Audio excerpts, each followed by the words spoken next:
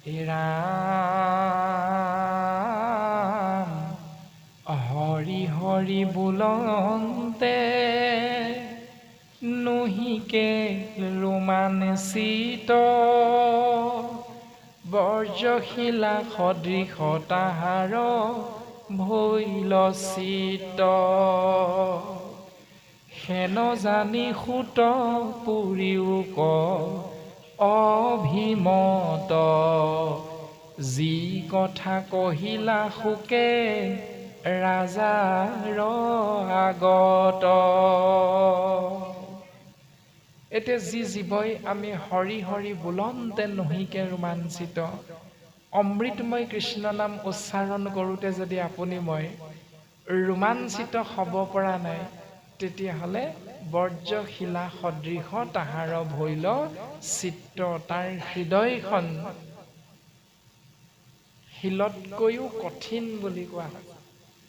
এতিয়া আমাৰ ইমান সুন্দৰ লোক আদালত নামঘৰ, এই লোক আদালত নামঘৰ ভাগিত যেতিয়া পূব পশ্চিম উত্তৰ দক্ষিণ চাৰিও দিশৰ পৰা আহি ভকত বৈষ্ণৱৰ উপস্থিতি হয়, আৰু সেই স্থানত যদি কোনো এজন বাপ বা আই এগৰাকী আহি গুৱা পাণ এভাগ অৰ্পণ কৰি নিজৰ মনৰ ভাৱনা প্ৰকাশ কৰে যে বাপ সমস্ত এই মাহৰে আমুক তাৰিখে আমাৰ গৃহত এভাগী ভগৱন্তৰ নাম প্ৰকাশ কৰিবলৈ আপোনাৰ সব মহামহন্ত ভকতৰ চৰণ পদধূলা পাবৰ ইচ্ছা কৰা হৈছে, আপোনাৰ সবে সেই দিনটোত আমাৰ গৃহত উপস্থিত থাকি আমাক সেৱা কৰাৰ সুবিধা প্ৰদান কৰিব। এই বুলি কৈ দিয়াৰ পাছতো যদি 2-3জনমান বা 2-3গৰাকীমান বাপ আয়ে পাতি থাকে, ঘৰত নেমাতিলে কোন যাব? তাৰমানে উত্তৰটো কি হ'ল? এই লোক আদালতত হিংসা অসূয়া অপ্ৰীতি একো নাথাকে। ইয়াত যি যেনেধৰণে মনৰ ভাৱনা প্ৰকাশ কৰি দিয়ে সমস্ত ভক্তই সেইজনৰ অপৰাধ ক্ষমা কৰি দিয়ে।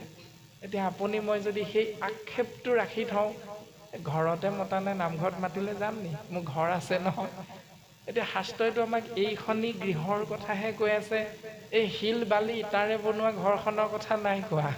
আমাৰ এই শৰীৰৰূপী গৃহখনৰ পৰা অসূয়া অপ্ৰীতি ত্যাগ কৰি কেৱল কৃষ্ণময় ভাৱনাত আমাক কৰ্ম কৰি যাবলৈ সিদ্ধান্ত দিছে। গতিকে এয়া হ'ল লোক আদালত। ইয়াত কোনোবাই অপৰাধ কৰিলেও অপৰাধৰ শাস্তি ভকত সমস্তে কিহেৰে দিয়ে? এষাৰ নাম কৰিব লাগিব তুমি, এই বুলি আমাৰ উপদেশটো দিয়ে। তাৰ বাহিৰেতো বেলেগ একো নিদিয়ে। তাৰমানে ঈশ্বৰৰ নামতে সমস্ত অৰ্পণ কৰি দিব পাৰিলে জীৱৰ অপৰাধ খণ্ডন হৈ যায়।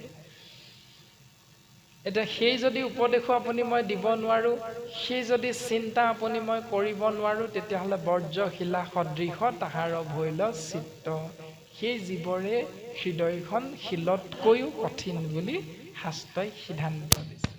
হেন জানি কৃষ্ণ হেন জানি সুত পুৰিওক অভিমত যি কথা কহিলা সুকে ৰাজাৰ আগত। হেন জানি মহামানী সুতে সিদ্ধান্ত দিছে 28,000 ঋষিমুনিৰ আগত যে শুনাচোন, সেই শৌনক প্ৰভৃতি ঋষি সমস্ত এনেধৰণে মহামানী শুকগুৰুৱে পৰীক্ষিত ৰাজাৰ আগত যি কথা কৈছিল, ময়ো তোমৰা খবৰ অগ্ৰত প্ৰকাশ কৰিলোঁ। ইয়াত যি আগ পাছ বঢ়াটোটা অপৰাধ ৰৈ গৈছে, তোমৰা হবে আমাক ক্ষমা কৰিবা।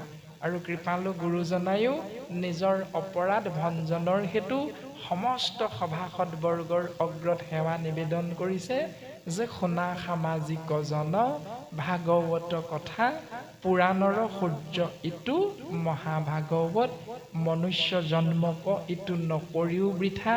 গতিকে পুৰাণৰ সূৰ্য এই মহাভাগৱত শাস্ত্ৰ ব্যাস মহাঋষিয়ে সৰ্বপ্ৰথম তেনাৰ পুত্ৰ মহামানী শুকগুৰুৰ আগত প্ৰকাশ কৰিলে, আৰু শুকগুৰুৱে পৰীক্ষিত ৰাজাৰ আগত কৈ আছে, আৰু অন্তৰ্গত পৰমাৰ্থ কথা যত মই মাত্ৰ জানো নাৰদৰ প্ৰসাদত।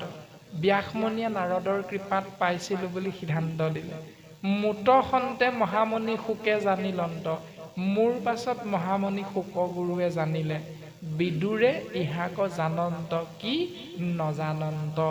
মহাভক্ত বিদুৰে এই মহাভাগৱত কথা জানন্ত কি নজানন্ত তেওঁ জনা নাছিল নেকি? জানিছিল। কিন্তু বিদুৰৰ পাছত আৰু মহাভাগৱত কথাই পৃথিৱীত বেলেগ কোনোবাই জানিবলৈ সুবিধা নোপোৱাৰ কাৰণে বিদুৰতে মহাভাগৱত কথাৰ পৰিসমাপ্তি ঘটিল কাৰণে শাস্ত্ৰই সিদ্ধান্ত দিছে বিদুৰে ইহাক জানন্ত কি নজানন্ত। বাকী সমস্তৰ যিডাল ৰচি ভাগৱত কথাৰ সেই ৰচিডাল ক্ৰম অনুসাৰে বিস্তাৰ হৈ গৈ থাকিল। সেইকাৰণে বাকীসকলে জানিছে কৈছে আৰু মহামহন্ত বিদুৰে জানন্ত কি নজানন্ত বুলি পদচন্দই সিদ্ধান্ত দিছে। বৰ্তমান পদচন্দই এনেধৰণে সিদ্ধান্ত দিছে। ইয়াৰ পাছত পাঠে কেনেধৰণে আগবঢ়াব আমি পুনৰ পাঠৰ মাজলৈ আগবাঢ়ি যাম। টিকা ভাষাহি মহা বুদ্ধিৰ প্ৰভাৱে কেহো জনে আৰ তত্ত্ব অৰ্থকন পাৱে। বৈকুণ্ঠৰ শাস্ত্ৰ কৃষ্ণ মুখৰ বচন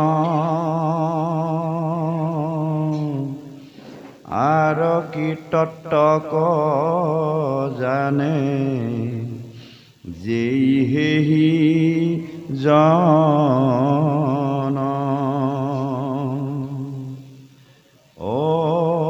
শুদ্ধ ভাৱে লৈলে যিটো কৃষ্ণত হৰণ ভকতিৰ প্ৰসাদে নিৰ্মল যাৰ মন। সিহি মহাজনে আৰ তত্ত্বকন জানয় ভাগৱত পুৰাণৰ কহিলো নিৰ্ণয়। এ ৰাম জানিয়া কৃষ্ণত কৰা একান্ত ভকতি কলিযুগে কৃষ্ণ নাম কীৰ্তনতে গতি। বিশ্বামিত্ৰ পৰাশৰ আদি মুনিগণ জলবায়ু পত্ৰ মাত্ৰ কৰন্ত ভোজন। কামিনী জনৰ মুখ পদ্ম সুললিত দেখি তাৰা সবু আতি ভৈল বিমোহিত।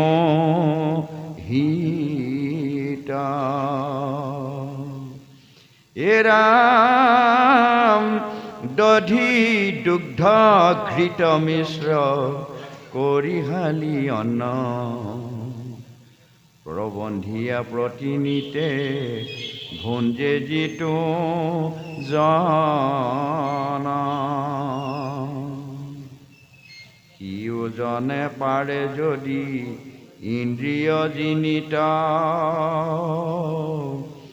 বিন্দ্যাগিৰি পাৰে তেৱে সাগৰ তৰিত।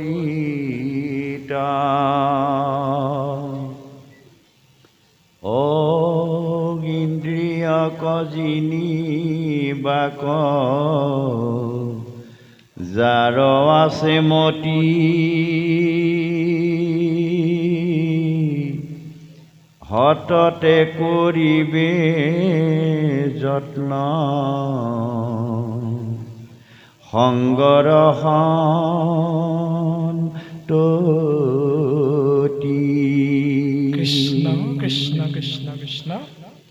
অক জিনিবাৰ যাৰ আছে মতি কৃষ্ণ সততে কৰিবে যত্ন সন্তৰ সংগতি। ইতিমধ্যে আমাক পদছন্দই সিদ্ধান্ত দিছে বৈকুণ্ঠৰ শাস্ত্ৰ কৃষ্ণ মুখৰ বচন। অমৃতময় কৃষ্ণ নাম বুলি কোৱা হৈছে মহাভাগৱত কথা। আপোনাৰ মোৰ নিচিনা যিকোনো মানুহে কৈ দিয়া কথা নহয়, এয়া কেৱল ইক্ষতত্বৰ শ্ৰীমুখৰ দ্বাৰা নিগৰিত ব্ৰহ্মবাক্য বুলি কোৱা হৈছে। এতিয়া ইয়াৰ তত্ত্ব আৰু কি তত্ত্বক জানে যেই সেইজন। ইয়াৰ পৰম ৰহস্য, ইয়াৰ পৰম তত্ত্ব সকলোৱে জানিব নোৱাৰে, কিন্তু সেইসকলে জানিব পাৰিব। অৰ্থাৎ তেনেকুৱা হ'ব আপুনি মই পাৰিলে সেই পৰম তত্ত্ব লাভ কৰিব পাৰিম, যেনেকৈ আমাক শাস্ত্ৰই সিদ্ধান্ত দিছে।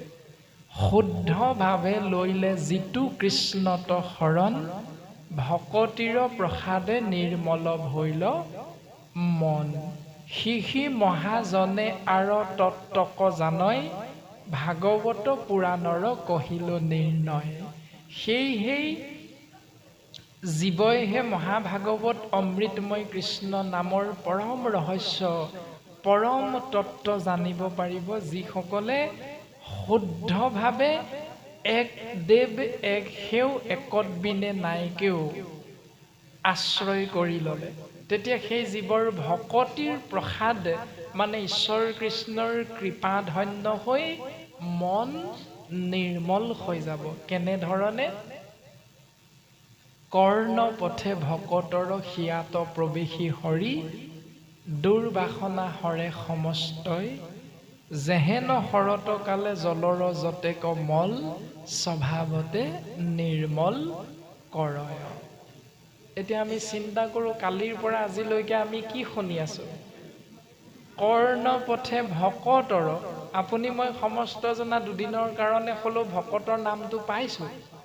এতিয়া ভকতৰ নামটো দুদিনৰ কাৰণে হ'লেও পোৱাৰ লগে লগে কৰ্ণ পথেৰে আমি শুনি আছোঁ কৃষ্ণ নাম। প্ৰৱেশ ক'ত কৰিছে? হৃদয়ত। এইটো শাস্ত্ৰইহে কৈছে প্ৰৱেশ হৃদয়ত প্ৰৱেশ কৰে বুলি। এতিয়া আপুনি মই হৃদয়ত প্ৰৱেশ কৰাব পাৰিছোঁ নে নাই পৰা, এইটো নিজে নিজেহে বুজি পাম। এখন কাণেৰে সোমাইছে, এখন কাণেৰে যদি ওলাই গৈছে, এই কেঁকুৰিটোৰ দ্বাৰা যদি হৃদয় পদ্মলে অমৃতময় কৃষ্ণ নাম প্ৰৱেশ কৰাব পৰা নাই, প্ৰৱেশ কৰাব পাৰিছোঁ নে নাই, এই সমস্তখিনি কথা আমি এসপ্তাহ 10 দিন মানৰ পাছত বুজি পাই যাম। আজিতো সকলোৱে একমুখেৰে কম কৃষ্ণ নাম কাণেৰে সোমাই হৃদয়ত প্ৰৱেশ কৰিছে, বাপ আমি বুজি পাইছোঁ। এসপ্তাহ মানৰ পাছত কি বুজি পাম?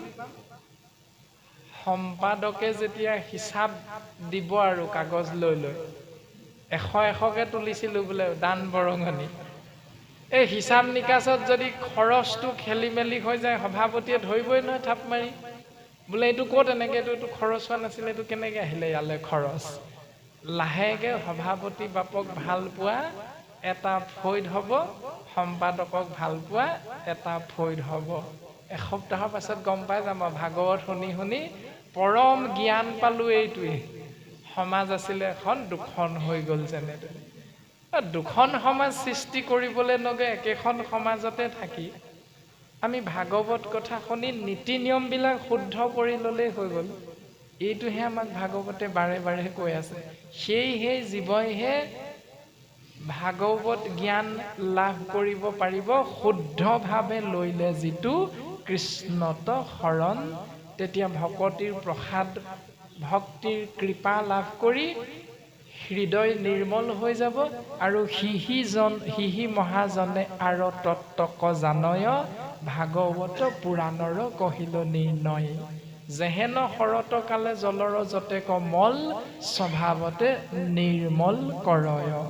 যেনেকৈ শৰৎকাল আগমন হ'লে বাৰিষা কালৰ, বৰ্ষা কালৰ ঘোদা পানীটোপা চূণ ফিটকিৰি নিদিলেও স্বাভাৱিকতে নিৰ্মল হৈ যায়। ঠিক তেনেধৰণে জীৱই ভকতৰ সংগত কৃষ্ণ নাম শ্ৰৱণ কৰিলে হৃদয় মন্দিৰ আপোনা আপুনি পবিত্ৰ হৈ যায় বুলি সিদ্ধান্ত দিছে। এটা পবিত্ৰ কৰাব পাৰিছোনে নাই পৰা, এইটো আকৌ আমি নিজে নিজে চিন্তা কৰিব লাগিব। জানিয়া কৃষ্ণত কৰা একান্ত ভকতি, কলি যুগে কৃষ্ণ নাম কীৰ্তনতে গতি। সেই জীৱ এই পৰম সত্য অনুধাৱন কৰি লৈ হৃদয়ংগম কৰি লৈ যিহেতু কলিযুগ, গতিকে কৃষ্ণদেৱৰ চৰণ পংকজত একান্ত ভক্তি কৰা, তেতিয়া ধ্ৰুৱ সত্য এই সংসাৰৰ পৰা পৰম গতি লাভ কৰিব পাৰিবা। শুনাচোন ৰাজন, বিশ্বামিত্ৰ, পৰাশৰ আদি মুনিগণ জল বায়ু পত্ৰ মাত্ৰ কৰন্ত ভোজন। বিশ্বামিত্ৰ, পৰাশৰ আদি ঋষিমুনিসকলে পৰম ব্ৰহ্মক আৰাধনা কৰিছিল। অৰণ্যৰ মাজত গছৰ তলত বহি বহি ধ্যান কৰি আছিল। কাক? পৰম ব্ৰহ্ম। ক'ত থাকে? এই দুই চেলাউৰিৰ মাজত এইখিনিতে পৰম ব্ৰহ্ম থাকে।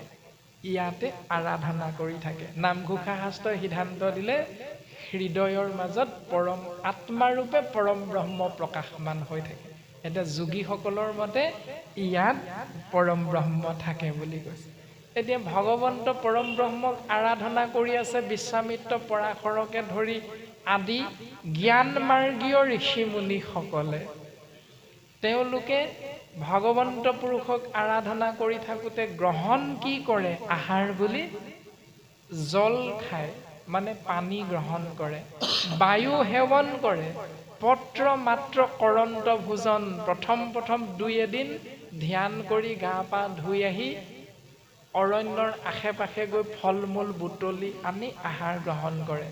লাহেকৈ ধ্যানৰ বিষয়বস্তু যি নীতি নিয়ম বাঢ়ি বাঢ়ি গৈ আছে, কঠোৰ হৈ গৈ আছে।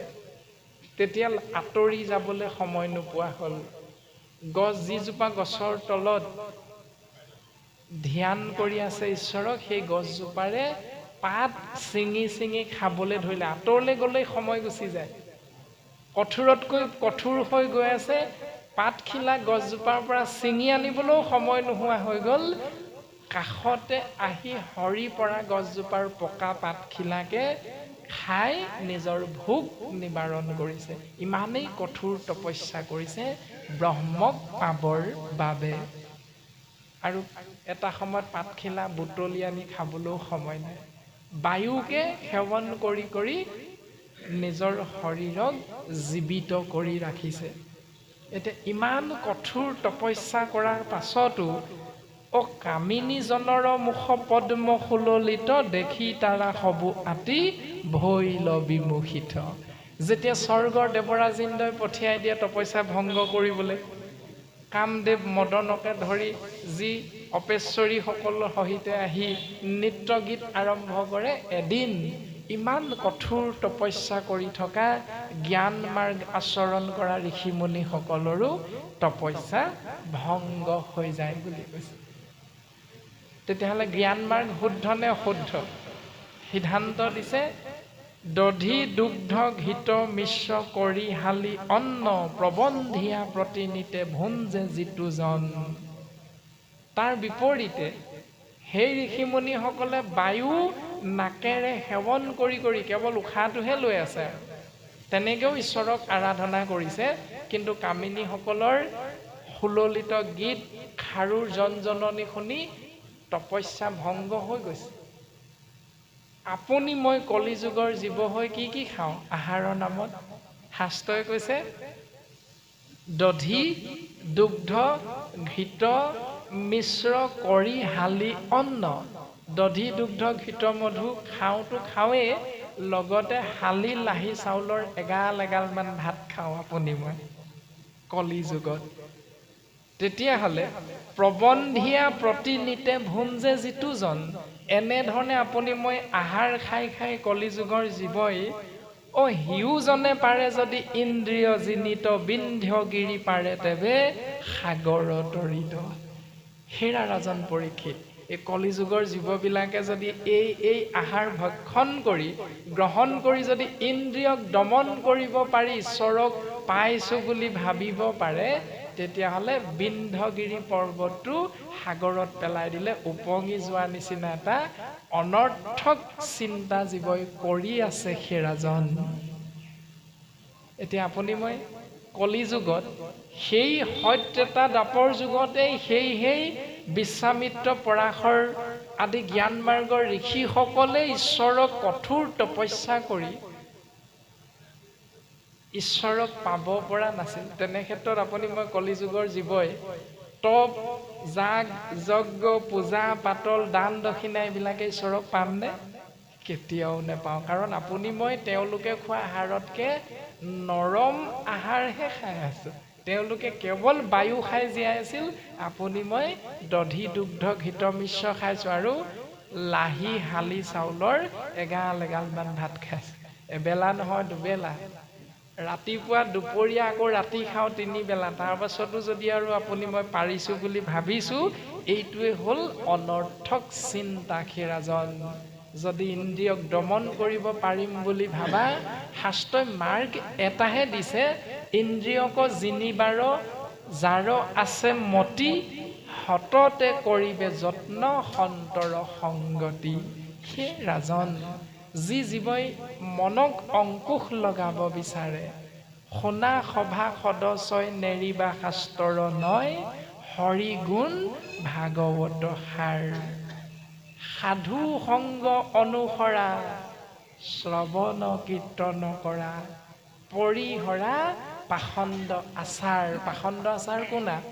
জ্ঞান মাৰ্গ আৰু কৰ্ম মাৰ্গৰ যি নীতি নিয়ম এইবিলাকক আন ধৰ্ম ঋষি মুখে কৰায়া বেকত, কহিলা আপোন মুখে নিজ ধৰ্ম যত। ঋষিসকলে যে কৈ দিলে কেহু বোলে জ্ঞানতে সে গতি, কেহু বোলে কৰ্মতে সে গতি, তোমাৰ সন্মত পথ কেৱল ভকতি, কেহু বোলে ক্ষুদ্ৰ দেৱ পূজা তীৰ্থ স্নান, কেহু বোলে যাগ যজ্ঞ পূজা ব্ৰত দান আদি যি নিয়মবিলাক ঋষিসকলে কৈ দিলে, সেই নিয়মবিলাক আন ধৰ্ম মানে পাখণ্ড আচাৰ। এই আচাৰবিলাক নীতি নিয়মবিলাক ত্যাগ কৰি সেই ৰাজন ইন্দ্ৰিয়ক দমন কৰিবৰ যদি ইচ্ছা আছে, তেতিয়াহ'লে হততে কৰিবে যত্ন সন্তৰ সংগতি। এতিয়া সাধু সংগলৈ আহিও যদি আপোনাৰ মোৰ চিন্তাবিলাক যদি এইফালে নাহিবি, এনেকে নিদিবি, এনেকে নকৰিবি, এই নিয়মবিলাক পালন কৰি থাকো, হ'ব জানো? ঈশ্বৰৰ নাম বোলে বাপ নাম ললে তৰিবা, নললে মৰিবা বুলি কৈছে। এতিয়া মৰিবলৈ মন আছেনে তৰিবলৈ মন আছে? আপোনাৰ মোৰ নিজৰ চিন্তাহে। যদি তৰিবলৈ মন আছে ভকতৰ সং কৃষ্ণ নাম, যদি মৰিবলৈ মন আছে ঘৰত থাকিলেও কাৰো ক'ব লগা একো নাই। বোলে বা ভকতৰ সংগলে গ'লে নমৰিম নেকি? ভকতৰ সংগতো মৰিবা, কিয়নো পৰীক্ষিত ৰজায়ো 7 দিন 7 ৰাতি কৃষ্ণ নাম শুনি এই সংসাৰ এৰিব লগা হৈছিল, মানে মৃত্যুক সাৱটি ল'ব লগা হৈছিল। কিন্তু পৰীক্ষিতৰ মৃত্যুটো কি বুলি কৈছে? পৰম গতি বুলি কৈছে। এতিয়া বিপৰীতে যদি আপুনি মই ঘৰতে খাই বৈ থাকি তেতিয়াহ'লে মৃত্যু হয়তো অধোগতি বুলিছে। সেইকাৰণে কৃষ্ণ নাম ভকতৰ সংগ আশ্ৰয় কৰা মানে জীৱৰ পৰম গতি। গতিকে বিচাৰো অধোগতি, যদি বিচাৰো পৰম গতি, তেতিয়াহ'লে আপুনি মই অধোগতি আৰু পৰম গতিৰ পথ শাস্ত্ৰই আমাক নিৰ্দেশ দিছে। সেই মতেৰে আমি নিজকে আগবঢ়াই নিবলৈ চেষ্টা কৰিব লাগে। সাধাৰণতে কোৱা হয় যে মাক বাপেক হাল বেয়া হ'লে ল'ৰা ছোৱালীও বেয়া হয়, আৰু যদি কেনেবাকৈ মাক বাপেক হাল যদি ভাল হয় ল'ৰা ছোৱালীও ভাল হয় বুলি কোৱা যায়। ঠিক তেনেদৰে এটা ভাল জাতিলাও বীজে এটা জাতিলাও গছৰ এজোপা জাতিলাও গছৰ উৎপন্ন কৰে, ঠিক ৰঙালাও এজোপাই তেনেকেই কৰে। জাতিলাও জোপাত কেতিয়াও ৰঙালাও নালাগে আৰু ৰঙালাও জোপাতো জাতিলাও নালাগে। প্ৰশ্নটো হ'ল 18,000 বছৰ এটা ভৰিৰ ওপৰত, এটা আঙুলিৰ ওপৰত থিয় হৈ ধ্যান কৰা সেই দুৰ্দান্ত অসুৰ হিৰণ্যকশিপুৰ বীৰ্যৰ দ্বাৰা ঔষধ কয়াত গৰ্ভত কেনেকৈ ভক্ত প্ৰহ্লাদৰ জন্ম হৈছিল। আজি এগৰাকী মাতৃয়ে ভক্ত প্ৰহ্লাদৰ নিচিনা এটা সন্তান পাবলৈ হ'লে কেনেধৰণৰ আচৰণ কৰা উচিত, এই কথাকেষাৰি ভাগৱত শাস্ত্ৰই কেনেধৰণে সিদ্ধান্ত দিছে। আমি মহামহন্তজনাৰ চৰণ পংকজত সেৱা নিবেদন কৰা হৈছে। তেৰাই যি কিবাকি মনৰ ভাৱনা প্ৰশ্ন আকাৰে প্ৰকাশ কৰিছে, খুব সুন্দৰ ভাৱনা।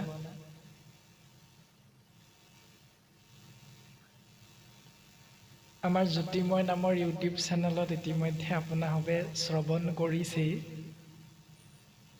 যে প্ৰথম প্ৰশ্নভাগী তেৰাই যি অৱতাৰণা কৰিছে, পিতৃ মাতৃ আচাৰ আচৰণৰ ওপৰত সন্তানৰ চৰিত্ৰ গঠন হয়। শাস্ত্ৰসন্মতে আমি বুজি পাওঁ এটা দিনত ২৪ ঘণ্টা থাকে, যিটো আমি বিজ্ঞানসন্মতেও বুজি পাওঁ। এই ২৪ ঘণ্টীয়া সময়টোত ৮টা প্ৰহৰ থাকে, প্ৰত্যেক প্ৰহৰতে ৩ ঘণ্টাকৈ থাকে, ৩ ৮ ২৪। চতুৰ্থ প্ৰহৰ সন্ধ্যা সময়ত কশ্যপ ঋষিৰ ঔৰসত দিতিৰ গৰ্ভত কামনা বাসনাযুক্ত হৈ যেতিয়া ভ্ৰূণ সৃষ্টি হৈছিল, মানে জীৱৰ সৃষ্টি হৈছিল, সেই জীৱৰ নাম হ'ল হিৰণ্যকশিপুৰ আৰু হিৰণ্যাক্ষ, অসুৰ বুলি কোৱা হৈছে। ঠিক তেনেধৰণে আপুনি মই যদি পিতৃ মাতৃয়ে কামনা বাসনাযুক্ত হৈ সেই চতুৰ্থ প্ৰহৰত দিনৰ তেনেধৰণে যদি জীৱৰ সৃষ্টি কৰোঁ, মানে আপোনাৰ মোৰ সন্তান বা উত্তৰাধিকাৰী সৃষ্টি কৰোঁ, তেতিয়াহ'লে সেই উত্তৰাধিকাৰী শাস্ত্ৰসন্মতে অসুৰ জীৱ বুলি সিদ্ধান্ত দিছে, আমি সকলোৱে বুজি পাওঁ। বৰাহ ৰূপ ধৰি যেতিয়া ভগৱন্ত পুৰুষে দুষ্ট দৈত্য অসুৰ দানৱৰ অত্যাচাৰৰ পৰা ৰসাতলে যোৱা বসুমতীক উদ্ধাৰ কৰিছিল, তেতিয়া বসুমতী ৰজস্বলা আছিল। সেই ৰজস্বলা হৈ থকা সময়ত বসুমতীৰ লগত বৰাহৰূপী ভগৱন্তৰ মিলন হোৱাৰ কাৰণে এটি জীৱৰ সৃষ্টি হৈছিল, যি জীৱৰ নাম ভগৱন্তৰ পুত্ৰ হৈও নৰক অসুৰলৈ ৰূপান্তৰিত হ'ব লগা হৈছিল, নৰকাসুৰ। আমি যদি সেই নিয়মটো পালন কৰোঁ, তেতিয়াহ'লে আমাৰো সতি সন্ততি সন্তান তেনেধৰণে অসুৰ হ'ব বুলি শাস্ত্ৰই সিদ্ধান্ত দিছে। অষ্টম প্ৰহৰ ৰাতিৰ যি চতুৰ্থ প্ৰহৰ, এই চতুৰ্থ প্ৰহৰটো শাস্ত্ৰসন্মতে আমাক সত্য শুদ্ধ মাৰ্গ বা ক্ষণ বুলি সিদ্ধান্ত দিছে। এই ক্ষণত যদি আমি ঈশ্বৰৰ নামত বাপ আৰু আই দুয়োগৰাকীয়ে সমস্ত অৰ্পণ কৰি শৰণ গ্ৰহণ কৰি মাতৃগৰ্ভত, মানে আইগৰাকীৰ গৰ্ভত বাপজনৰ দ্বাৰা যদি বীৰ্য নিক্ষেপ কৰি জীৱ সৃষ্টি কৰা হয়, সেই জীৱ ভক্ত প্ৰহ্লাদ আৰু ধ্ৰুৱ সদৃশ হ'ব বুলি শাস্ত্ৰই সিদ্ধান্ত দিছে। আৰু তাৰ কাৰণে তাৰ পাছৰ যি ৯ মাহ ১০ দিন গৰ্ভত থাকিব, সেই সময়খিনিত যি ধৰণে দেৱঋষি নাৰদৰ আশ্ৰয়ত থাকিবলৈ পাইছিল কায়াধু, মানে প্ৰহ্লাদৰ মাতৃ, যি ৰাম নাম কৃষ্ণ নামৰ উপদেশৰ যি পৰিৱেশ দেৱঋষি নাৰদে গঢ়ি দিছিল, তেনেকুৱা পৰিৱেশ গৰ্ভৱতী মাতৃগৰাকীক আপুনি মই পিতৃ মাতৃ শহুৰ দেউতা শাহু আই দেৱৰ সম্বন্ধিতে যি আমাৰ পৰিয়ালত সদস্য থাকিব, সমস্তজনাই সেই পৰিৱেশটো জীৱ পৃথিৱীলৈ নহালৈকে আমি সৃষ্টি কৰি দিব পাৰিব লাগিব। গতিকে এইকেইটা নিয়ম আমাক শাস্ত্ৰই দিছে যে জীৱ ভক্ত প্ৰহ্লাদ আৰু ধ্ৰুৱ সদৃশ হ'ব তেতিয়াহে, যেতিয়া আমি শাস্ত্ৰসন্মতে নিয়ম পালন কৰিব পাৰিম। ঋতুমতী হৈছিল, মানে ৰজস্বলা হৈছিল বসুমতী। ঠিক তেনেধৰণে আমাৰো আইকেইগৰাকী মাহে মাহে ৰজস্বলা হয় মানে অসুবিধা হয়, মাহেকীয়া হয়, যিটো কোৱা হয় ঋতুমতী বুলি।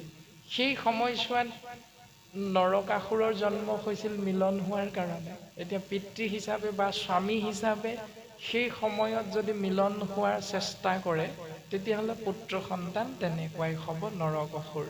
গতিকে তাৰ পৰিৱৰ্তে অষ্টম প্ৰহৰ আৰু 10 ঋতুমতী হোৱাৰ পাছত 10 নম্বৰ দিনটোৰ পাছত 12 নম্বৰ দিন আৰু 14 নম্বৰ দিন যদি নিৰ্বাচন কৰি অষ্টম প্ৰহৰ, তেতিয়া সি ল'ৰা সন্তান হ'ব বুলিও সিদ্ধান্ত আছে। যদিহে কন্যা সন্তান বিচাৰে তেতিয়াহ'লে 11 নম্বৰ দিন 13 নম্বৰ দিন এনেধৰণে বিচাৰিলেও আপোনাৰ সবে শাস্ত্ৰসন্মতে পাব। এয়া হ'ল বাপজনাৰ প্ৰথম প্ৰশ্নৰ উত্তৰ। এইখিনি দিয়া আছে আচলতে চেনেলত, আপোনাৰ সবে দৰ্শন কৰিলে শ্ৰৱণ কৰিলে নিশ্চয় পাইছে। মোৰ দ্বিতীয় প্ৰশ্নটো হ'ল, আকৌ এটা উদাহৰণ লাগি বিচাৰিছোঁ। আপোনালোক সকলোৱে জানে স্বামী বিবেকানন্দ তেখেতক আমেৰিকাত চিকাগো চহৰত দুটা প্ৰশ্ন সোধা হৈছিল। সেই প্ৰশ্নকেইটা আপোনালোকে জানে, তথাপিতো মই অকণমান ক'ব বিচাৰিছোঁ। তেখেতক সোধা হৈছিল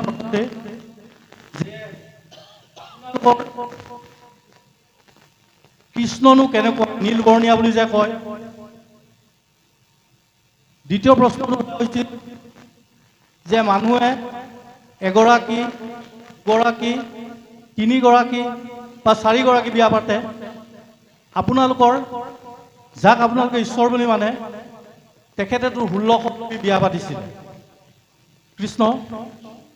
তেতিয়া তেখেতে উত্তৰ দিছিলে এনেধৰণে, ঈশ্বৰৰ নাম লৈ পিনি কোৱা হৈছিলে, আপোনালোকে সৌ আকাশখনলৈ চাওকচোন, কিমান বিশাল, আদি অন্ত নথকা। সেই আকাশখন যেনেকুৱা নীলবৰণীয়া, আমি যিজন ঈশ্বৰক আৰাধনা কৰোঁ তেখেতো নীলবৰণীয়া। সাগৰখনো আপোনালোকে নিশ্চয় দেখিছে, সাগৰো কিমান গভীৰ, তাৰ বৰণো নীলবৰণীয়া। সেইকাৰণে আমি যিজন ঈশ্বৰক আমি পূজা কৰোঁ তেখেতো নীলবৰণীয়। দ্বিতীয় প্ৰশ্নটো যেতিয়া কোৱা হৈছিলে যে আপোনালোকৰ ঈশ্বৰে 16 গোপী বিয়া পাতিছিলে, সেই সময়ত তেখেতে প্ৰেচিডেণ্টক কৈছিলে, may I go to toilet, অৰ্থাৎ মই অকণমান বাথৰুমৰ পৰা আহিব পাৰোঁ নেকি। তেতিয়া জাষ্ট তেখেতে ষ্টেজৰ পৰা নামি গৈছে। নামি যোৱাৰ পিছত শ শ ছোৱালীয়ে তেখেতক আগুৰি ধৰিছে, ব্ৰিটিছ ছোৱালী। তেতিয়া তেখেতে প্ৰেচিডেণ্টক উদ্দেশ্য কৈছিলে যে মোৰ দ্বিতীয় প্ৰশ্নটোৰ উত্তৰ এইটোৱেই, অৰ্থাৎ মই সামান্য ভগৱান কৃষ্ণৰ কথা কওঁতে যদি ইমান শ শ ছোৱালী আগুৰি ধৰিব পাৰে, আমাৰতো স্বয়ং কৃষ্ণই হৈছিলে। জানিব বিচাৰোঁ এইটোৱেই যে আমি যিটো কওঁ কৃষ্ণ শ্যামবৰ্ণীয়া, অৰ্থাৎ তেখেতে 16 গোপীৰ লগত নৃত্য কৰিছিলে, সেই কথাষাৰি ভাগৱত শাস্ত্ৰই কেনেধৰণে সিদ্ধান্ত দিছে। মোৰ তৃতীয় প্ৰশ্নটো একেবাৰে চমুকৈ ক'ব বিচাৰিছোঁ, এজন পণ্ডিত আৰু এজন ধাৰ্মিকৰ মাজত পাৰ্থক্যটো কেনেকুৱা ধৰণৰ। ক্ষমা বিচাৰিছোঁ, মই যদি প্ৰশ্নখিনি উপস্থাপন কৰোঁতে কিবা ভুল ভ্ৰান্তি হ'ল, মোক যেন আপোনালোকে ক্ষমা কৰি দিয়ে। কৃষ্ণ শ্যামবৰণীয়া ঈশ্বৰ কৃষ্ণৰ এই বিশ্ব ব্ৰহ্মাণ্ডৰ বৰণেই হ'ল শ্যামবৰণীয়া, মানে নীলবৰণীয়া বুলি কোৱা হৈছে, যি শান্তি আৰু সম্প্ৰীতিৰ প্ৰতীক বুলি কোৱা হয়। ভগৱন্তৰ স্বৰূপো তেনেকুৱা, ভগৱন্তৰ ৰূপো তেনেকুৱা। আৰু এই ৰাসক্ৰিয়াৰ কথাটো যে কৈছে বাপজনাই, যে 16,000 গোপী লগত ঈশ্বৰ কৃষ্ণৰ মিলন হৈছিল, এইটো আপোনাৰ মোৰ দৃষ্টিত এনেধৰণে বাস্তৱ পৃথিৱীখনৰ কথাৰে আপুনি মই বুজি পাওঁ, কিন্তু শাস্ত্ৰই কৈছে পৰম আত্মাৰ লগত জীৱ আত্মাৰহে মিলন হৈছে, যাক অনংগ কেলি বুলি কোৱা হৈছে। যি ঈশ্বৰ কৃষ্ণ পুৰুষৰ লগত জীৱ আত্মা পুৰুষৰ শৰীৰৰ মিলন হোৱা নাই, যাক অনংগ কেলি মানে অংগৰ মিলন নাই হোৱা, আত্মা আৰু পৰম আত্মাৰ মিলনহে হৈছে তাত। সেইকাৰণে ৰাসক্ৰিয়া অনংগ কেলি বুলি কোৱা হয়। আপোনাৰ মোৰ দৃষ্টিত এজন বাপে এগৰাকী আইক বা ইটো দেহে সিটো দেহক সাৱটি ধৰিলে যিটো অংগৰ লগত অংগৰ মিলন হয়, কিন্তু ৰাসক্ৰিয়া হ'ল অনংগ কেলি, অংগৰ লগত মিলন নহয়, জীৱ আত্মাৰ লগত পৰম আত্মাৰ মিলন বুলি কোৱা হৈছে। এই কথাটোহে কোৱা হৈছে। আৰু দ্বিতীয় কথাটো হ'ল, যেতিয়া ৰাসক্ৰিয়া কৰিবলৈ গৈছিল, নিজৰ পতি পুত্ৰ গৃহ ত্যাগ কৰি, কটু গোপী যায় গাই দুহনকো এৰি, আশাতে থাকিল দুগ্ধ চৰু সৈতে পৰি। এইবিলাক ত্যাগ কৰি গোপীসকলে বৃন্দাবন ক্ষেত্ৰত যেতিয়া ঈশ্বৰ কৃষ্ণৰ লগত লীলা কৰিবলৈ লৈছিল, খেলা কৰিবলৈ লৈছিল, তেতিয়া ঈশ্বৰ কৃষ্ণই কৈছে যে গোপী হ'ব যোৱাগৈ নিজ গৃহলৈ, বাটত নাথাকিবা ৰৈ, স্বামী সেৱা কৰাগৈ গৃহতে কৃষ্ণ পাবাগৈ। এই বুলি কোৱাৰ লগে লগে আইসকলে ক'লে, গোপীসকলে কৈছে যে আমাৰ এটা সন্দেহ আছে প্ৰভু, তুমি সন্দেহটো ভঞ্জন কৰি দিয়া। বোলে কোৱাচোন, এগৰাকী পতিব্ৰতা নাৰীয়ে তেওঁৰ স্বামীক ইমানেই সেৱা কৰে, যাৰ কাৰণে তেওঁ পতিব্ৰতা নাম পাইছে। কিন্তু সেই আইগৰাকীৰ এদিন এটি সমস্যা হ'ল প্ৰভু। বোলে কি সমস্যা? আইগৰাকীক স্বামীজনে ক'লে যে মই ২-৩ বছৰ মানৰ কাৰণে বাহিৰলৈ যাওঁ, মানে বিদেশলৈ যাওঁ, বেপাৰ বাণিজ্য কৰি অলপ ধন সোণ ঘটিবৰ বাবে। তেতিয়া আইগৰাকীয়ে কৈছে, স্বামী আপোনাক নিদিয়াকৈ, আপোনাক নোখোৱাকৈ মইতো কোনোদিন আহাৰ গ্ৰহণ কৰা নাই। আপুনি ২-৩ বছৰ বাহিৰত থকা মানে মই দেখোন মৰিয়ে থাকিম নাখাই নবৈ। মোৰ কি হ'ব স্বামী? স্বামীজন ৰাতিপুৱা বিচনাৰ পৰা শুই উঠাৰ আগতেই আইগৰাকী শুই উঠি গা পা তিয়াই ঘৰ সুন্দৰভাৱে সাৰি মচি ধুনীয়াকৈ থয়, গুৰুগৃহ অতাই পিতাই থয়, সুন্দৰভাৱে চাফ চিকুণ কৰি, আৰু স্বামীজনক কোনোদিন বাঁহী ঘৰ বাঁহী চোতাল গচকিবলৈ দিয়া নাই। ইমানেই পতিব্ৰতা। স্বামীক সেৱা শুশ্ৰূষা কৰাৰ পাছতহে আইগৰাকীয়ে নিজে আহাৰ গ্ৰহণ কৰে। তেতিয়া স্বামীজনে চিন্তা কৰি উত্তৰ দিলে যে মই মোৰ নিচিনা এটা মূৰ্তি বনাই তোমাক দিম বাৰু ৰবা।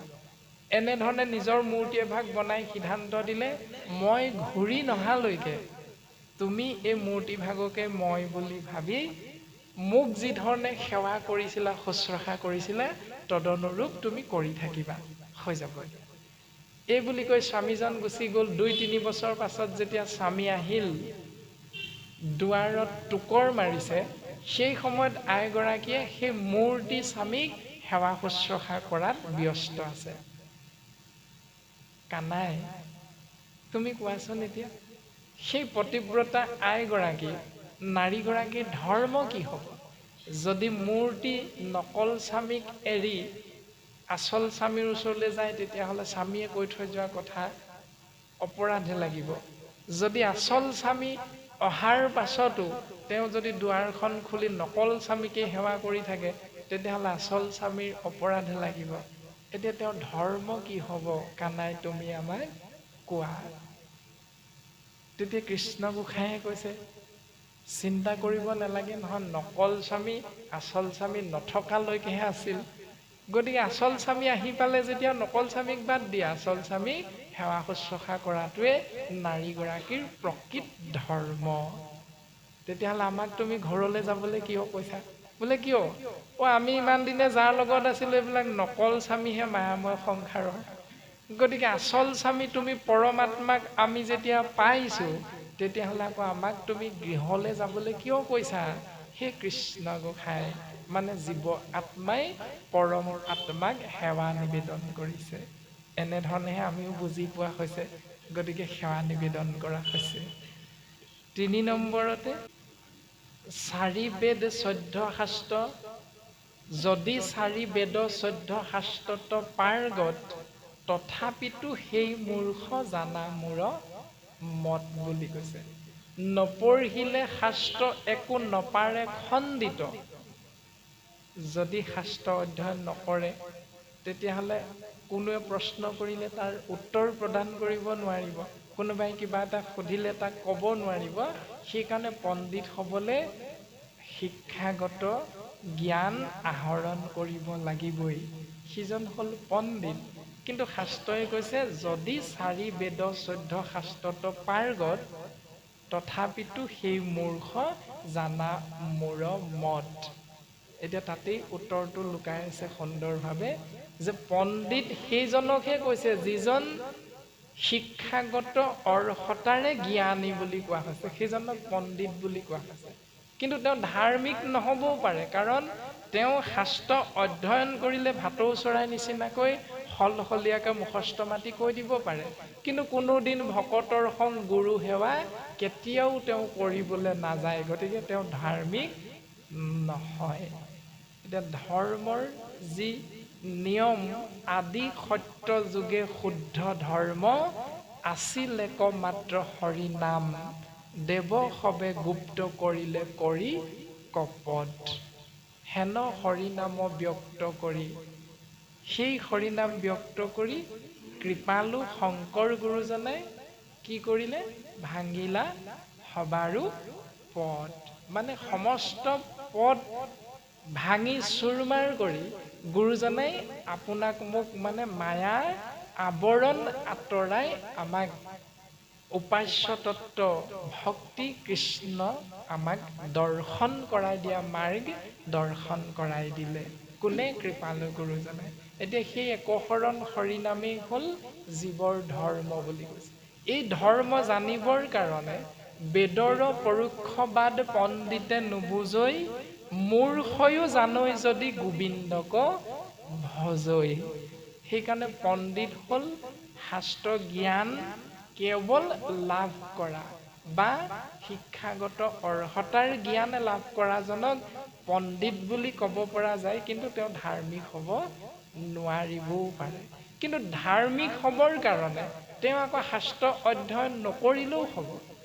তাৰমানে বেদৰ পৰোক্ষবাদ পণ্ডিত হ'লেও বুজি নাপায়, যদি গোবিন্দক ভজনা কৰে সেইজন মূৰ্খ হ'লেও ধাৰ্মিক বুলি শাস্ত্ৰই সিদ্ধান্ত দিছে। তাৰমানে কেৱল এক শৰণীয়া যি জীৱ হ'ল, কীৰ্তনতনো কি আছে, দশম গ্ৰন্থতনো কি আছে, ঘোষা ৰত্নাৱলীতনো কি আছে নাজানিবও পাৰে তেওঁ, কিন্তু তেওঁ কেৱল ভকতকেই ভগৱান জ্ঞান কৰি সমস্ত জীৱকে তেওঁ কেৱল আত্মসম্মানে হৰিময় দৰ্শন কৰিব পাৰিলে তেওঁ অধ্যয়ন কৰিবলৈ কোনো প্ৰয়োজন নাই। গতিকে তেওঁ পণ্ডিত নহয় বুলিও শাস্ত্ৰই আমাক সিদ্ধান্ত দিছে। আমি এনেধৰণে সেৱাভাগী নিবেদন কৰা হৈছে। এতিয়া অকণমান পাছতে পদচন্দ্ৰই এভাগ সিদ্ধান্ত দিছে যে কিৰাত কছাৰী খাচী গাৰো মিৰি যৱন কংক গোৱাল অসম মুলুক ধোবা যে তুৰুক কুবাচ ম্লেচ্ছ চাণ্ডাল আনু পাপী নৰ কৃষ্ণ সেৱকৰ সংগত পবিত্ৰ হয় ভকতি লভিয়া সংসাৰ তৰিয়া বৈকুণ্ঠে সুখে চলয়।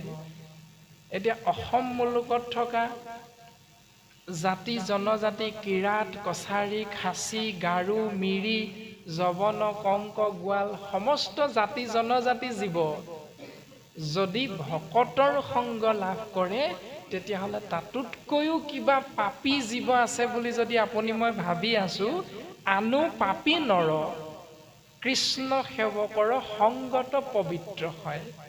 এতিয়া কি যিমান মহাপণ্ডিতেই নহওক কিয় সাধু সং সৎসং ভকতৰ সং যেতিয়ালৈকে আপুনি মই লাভ নকৰিম তেতিয়ালৈকে আপুনি মই সংসাৰৰ পৰা পৰম গতি লাভ কৰিব নোৱাৰিম।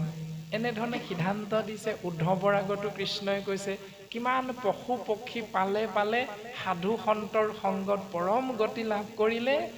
সেই উদ্ধৱ মই তোমাক কি কৈ শেষ কৰিব পাৰিম, নোৱাৰো নহয়। বিদুৰে নিজৰ ৰাজ্যকে ত্যাগ কৰি দিছে, ভৰতে নিজৰ মাককে ত্যাগ কৰি দিলে ককায়েক ৰামচন্দ্ৰক বনবাস দিয়াৰ কাৰণে। বিভীষণে তেজিলে নিজৰ ভ্ৰাতা, বিভীষণে নিজৰ ককায়েক ৰাৱণ কুম্ভকৰ্ণ মাতৃ সমস্তকে ত্যাগ কৰি শ্ৰীৰামচন্দ্ৰ ঈশ্বৰ পুৰুষৰ চৰণত শৰণ গ্ৰহণ কৰিছিলে।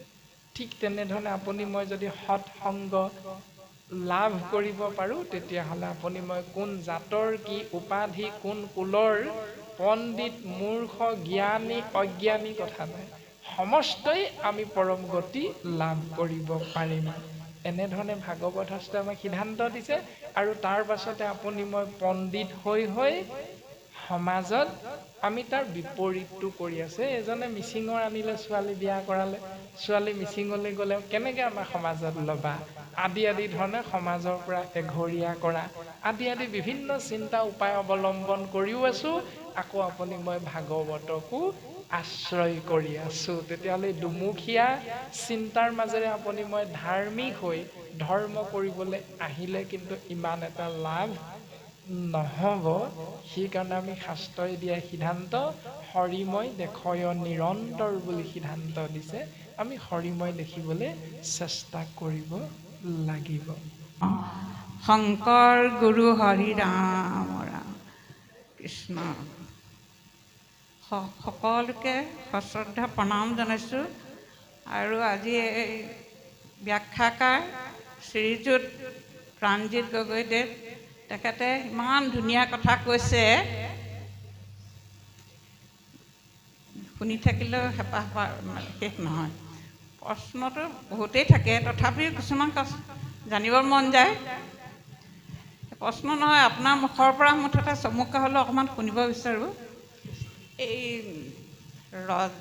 এক হ'ল হেৰি, আপুনিতো ক'লেই ভাগৱত মূৰ্তিৰ বিষয়ে অকণমান চমুকৈ জানিব বিচাৰিছিলোঁ। আৰু ৰজা বেনক ঋষিমুনিসকলে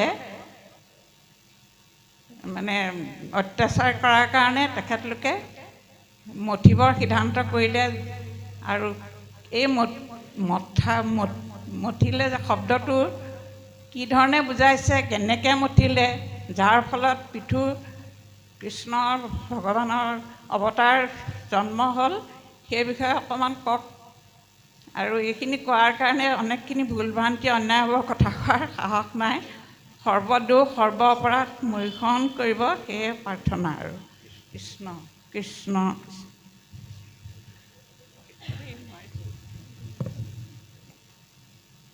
কৃষ্ণ।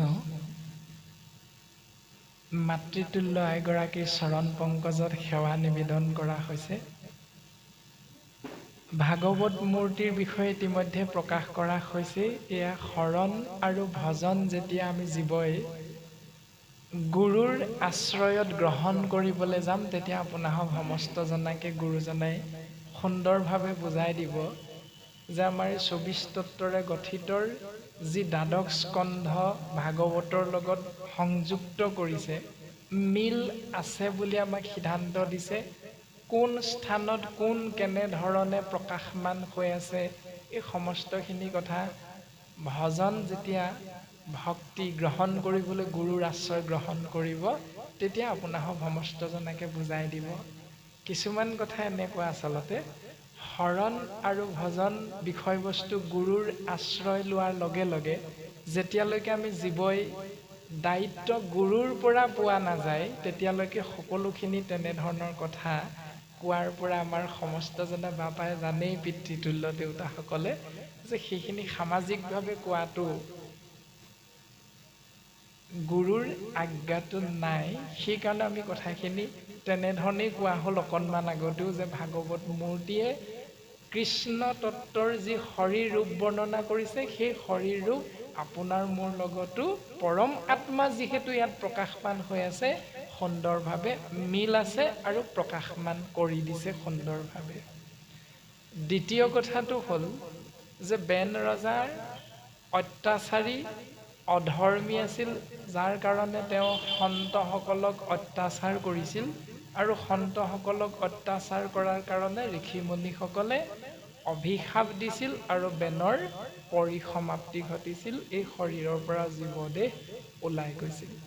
আৰু তাৰ পাছতে বেনৰ শৰীৰক ঋষিমুনিসকলে মথিবলৈ আৰম্ভ কৰিছিল মানে আমাৰ যে বাস্তৱ সন্মত পৃথিৱীখনত পুত্ৰ নোপোৱালৈকে ধৰি লওক পুত্ৰ আমেৰিকাত বা বিদেশত আছে আপোনাৰ মোৰ পিতৃ পৰলোকগামী হ'ল তেতিয়া পিতৃ সদেহ আপুনি মই কেনেধৰণে ৰাখি থওঁ এই যে কোমাত থাকে বুলি যে কয় কিমান বছৰলৈকে জীৱিত নে মৃত ডাক্তৰে সিদ্ধান্ত নিদিয়াৰ কাৰণে সদেহ যেনেধৰণে ৰাখি থয় ঠিক তেনেধৰণে শাস্ত্ৰৰ সিদ্ধান্ত অনুসৰিহে বিজ্ঞানসন্মত পদ্ধতি বাস্তৱসন্মত পৃথিৱীখনত আপুনি মই পালন কৰি থাকোঁ ঠিক তেনেধৰণে ঋষিমুনিসকলেও সুগন্ধি দ্ৰব্য সুগন্ধি তেল যুক্ত কৰি বেনৰ শৰীৰটো ৰক্ষণাবেক্ষণ দি আছিল আৰু এটা সময়ত তাৰ পৰা পিঠি অংশৰ পৰা এটি জীৱদেহৰ সৃষ্টি হৈছিল যাৰ নাম হ'ল পৃথু বুলি কোৱা হৈছে আমি এনেধৰণেহে পোৱা হৈছে এনেধৰণে প্ৰকাশ কৰা হৈছে মানে কথা এষাৰ সুধিম বুলি আগবাঢ়িছোঁ নজনা কাৰণে আমাৰ এতিয়া বাপ আৰু আইসকলৰ প্ৰত্যেকৰে এটা এটা নাম আছে আৰু নামৰ প্ৰতিটোৰে এটা এটা অৰ্থ আছে কিন্তু নামৰ আগত শ্ৰী শব্দটো যে লিখা আছে সেই শ্ৰী শব্দটোৰ অৰ্থটো আপুনি আমাক অকণমান বহুলভাৱে ভাঙনি কৰি দিলে আমি নথৈ আনন্দিত হ'ম কৃষ্ণ কৃষ্ণ